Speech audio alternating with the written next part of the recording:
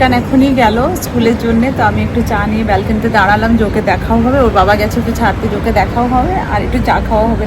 যেহেতু এখন ওয়েদারটা তাও একটু ঠিক আছে, যে মানে সকালের দিকে একটু দাঁড়ানো যাচ্ছে ব্যালকনিতে, আর হয়তো এক সপ্তাহ পরে এই সময়ও দাঁড়ানো যাবে না। এখন বাজে কটা? 6:30। হ্যালো এভরিওয়ান, কেমন আছেন সবাই?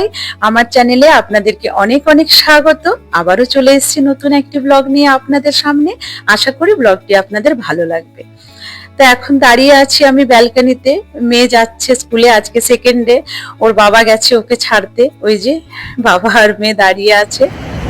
যেহেতু এখন নতুন স্কুল, তো তাই একটু মানে ছাড়তে যাচ্ছি, নাহলে কিছু মানে এই সপ্তাহটা ছাড়তে যাব, তারপর ও নিজে নিজেই চলে যাবে। আমাদের বিল্ডিং থেকে প্রচুর বাচ্চা যায়, আমাদের এই লাইনটাতে 3টে বিল্ডিং আছে পরপর, তো 3টে বিল্ডিংয়ের জন্য একটা বাস, তো সেরকম কোনো অসুবিধা হবে না।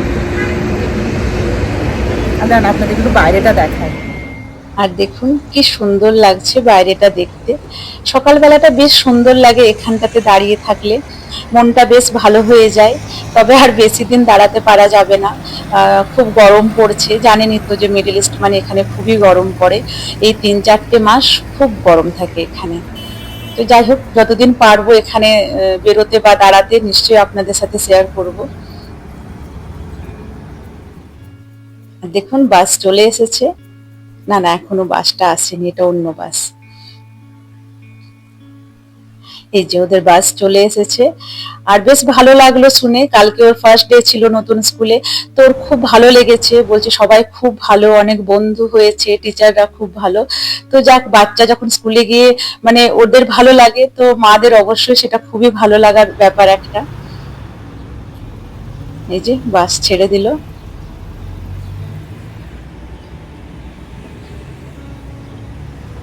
আর আপনারা বুঝতে পারছেন কিনা, ও কিন্তু দেখুন টাটা করে যাচ্ছে।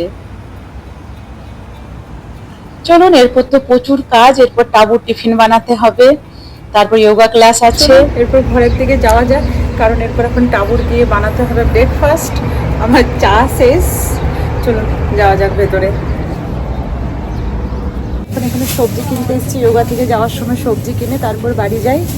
আমাদের যোগা ক্লাস শেষ হয়ে গেছে, যাওয়ার সময় রাস্তাতে 2-3টে ফ্রুটস ভেজিটেবলস এর দোকান পড়ে, তো ওখান থেকে আমরা ফ্রুটস ভেজিটেবলস প্রত্যেকদিন কিনে নিয়ে যাই। আর ইন্ডিয়ার মতো ফিল হয় একদম, দোকান থেকে বেছে দেখে সবজি কেনা, ফল কেনার ফিলিংসটাই অন্যরকম।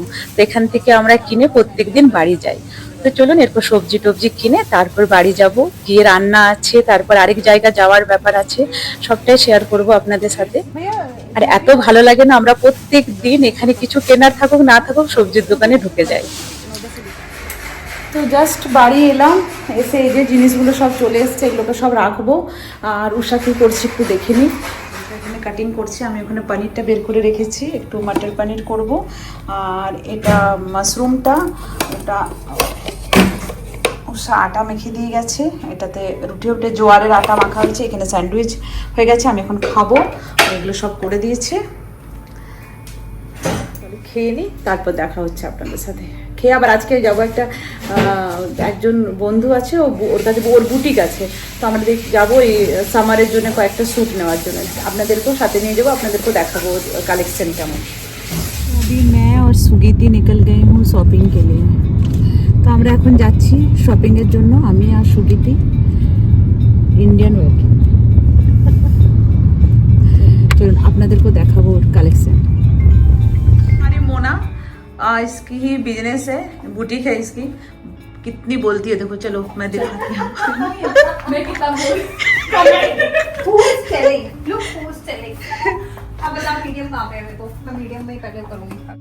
আমরা চলে এসেছি এখানে বুটিকে। তো যার বুটিক তার নামও হচ্ছে মোনা। তো আমরা দুজনেই হচ্ছি মোনা 1 আর মোনা 2। তো ওর অনেক কালেকশন আছে, প্রচুর মানে ইন্ডিয়ান ওয়্যারের কালেকশন এখানে পাওয়া যাবে, আমরা সেগুলোই দেখছি। আর জানেনই তো, দেখতে দেখতে বুঝতে পারছি না যে কোনটা নেব কোনটা নেব না, প্রচুর দেখছি এদিক ওইদিক। কাপড় কিনতে এসে স্যুট কিনতে এসে এটাই হয়, বাস পণ্যের ডোম কানা সেরকম অবস্থা, কোনটা কিনবো বুঝতে পারছি না। এক গাদা ওকে খোলা করাচ্ছি আর দেখছি। ये भी अच्छा लग रहा है यार, मतलब समर में बहुत अच्छा लग रहा है, और कलर भी मस्त है। हाँ তো এখন আমাদেরকে মোনা চা খাওয়াচ্ছে। আমাদের অলরেডি ড্রেস চয়েস করা হয়ে গেছে, এখানে সব রাখা আছে। मेरी अपन बाल बना रही हूँ मैं एडिटिंग कर रही हूँ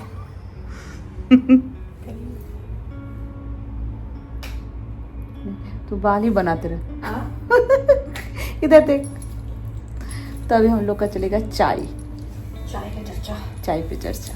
সহি নাম দিয়ে আর কি কি অবস্থা হয়েছে ওখানে গেছিলাম, ওই যে আপনাদেরকে দেখালাম বন্ধুর কাছে।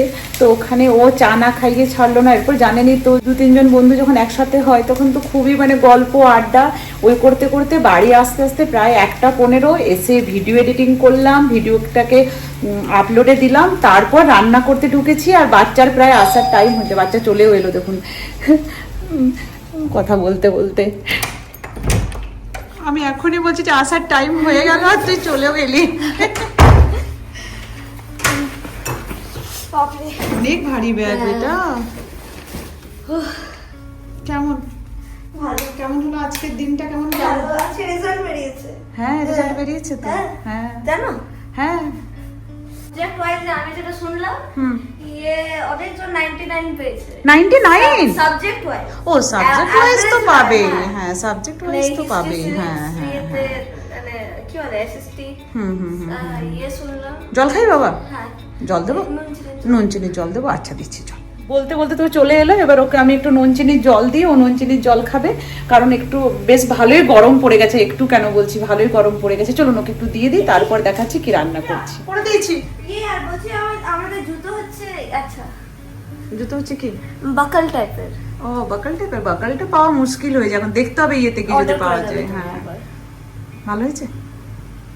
আস্তে আস্তে বসে বসে খাবে এটা। হ্যাঁ এখন এখানে বানাচ্ছি মটর পনির। প্রথমে জলটা খেয়ে না আস্তে আস্তে বসে, তারপরে চান করতে যাবে।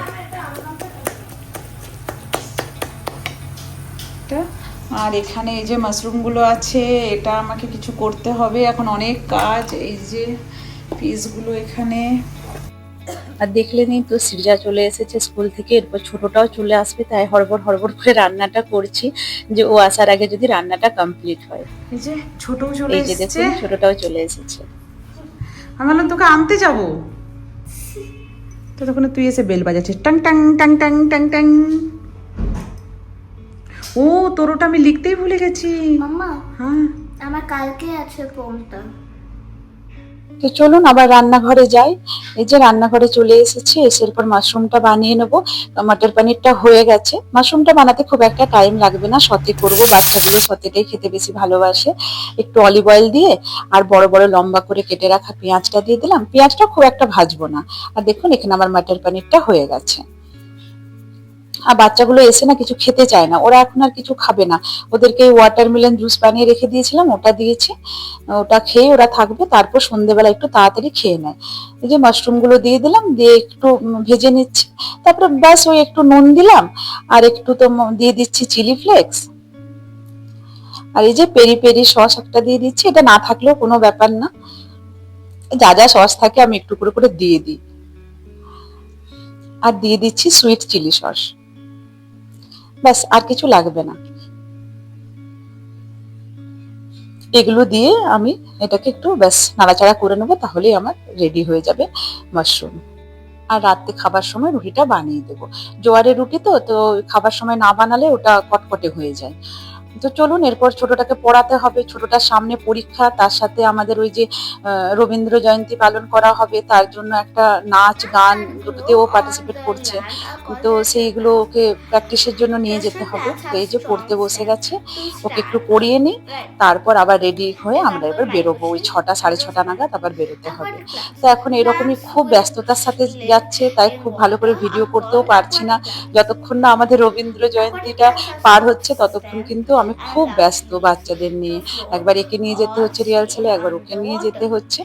চলুন তাহলে আজকে এখান পর্যন্তই, আবার দেখা হবে নতুন একটি ব্লগের সাথে। আর আমার ভিডিও যদি একটুও ভালো লেগে থাকে তাহলে প্লিজ চ্যানেলটিকে সাবস্ক্রাইব করে দিয়ে আমার পাশে থাকবেন। আপনারা খুব ভালো থাকবেন, সুস্থ থাকবেন ও হাসি খুশি থাকবেন। টাটা।